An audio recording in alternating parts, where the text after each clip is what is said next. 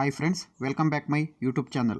ರಾಜ್ಯದಾದ್ಯಂತ ಮುಂಗಾರು ಮಳೆಯ ಅಬ್ಬರ ಜೋರಾಗಿದ್ದು, ಇಂದು ಕೂಡ ರಾಜ್ಯದ ಹಲವು ಭಾಗಗಳಲ್ಲಿ ಮಳೆಯಾಗುವ ಸಾಧ್ಯತೆ ಇದೆ ಎಂದು ಇಲಾಖೆ ವರದಿ ಮಾಡಿದೆ.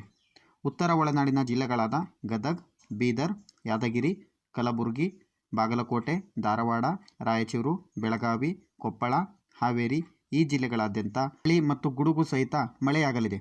ಕರಾವಳಿ ಕರ್ನಾಟಕದ ಜಿಲ್ಲೆಗಳಾದ ಉಡುಪಿ, ದಕ್ಷಿಣ ಕನ್ನಡ, ಉತ್ತರ ಕನ್ನಡ ಈ ಜಿಲ್ಲೆಗಳಾದ್ಯಂತ ಭಾರೀ ಮಳೆಯಾಗುವ ಸಾಧ್ಯತೆ ಇದೆ. ಹಾಗೂ ದಕ್ಷಿಣ ಒಳನಾಡಿನ ಜಿಲ್ಲೆಗಳಾದ ಶಿವಮೊಗ್ಗ, ತುಮಕೂರು, ರಾಮನಗರ, ಕೊಡಗು, ಹಾಸನ, ಕೋಲಾರ, ಮೈಸೂರು, ಮಂಡ್ಯ, ರಾಮನಗರ, ಚಿತ್ರದುರ್ಗ, ಚಾಮರಾಜನಗರ, ಬೆಂಗಳೂರು ನಗರ ಮತ್ತು ಬೆಂಗಳೂರು ಗ್ರಾಮಾಂತರ ಹಾಗೂ ಬಳ್ಳಾರಿ, ಶಿವಮೊಗ್ಗ, ವಿಜಯನಗರ ಈ ಜಿಲ್ಲೆಗಳಾದ್ಯಂತ ಹಗುರದಿಂದ ಮಳೆಯಾಗಲಿದೆ.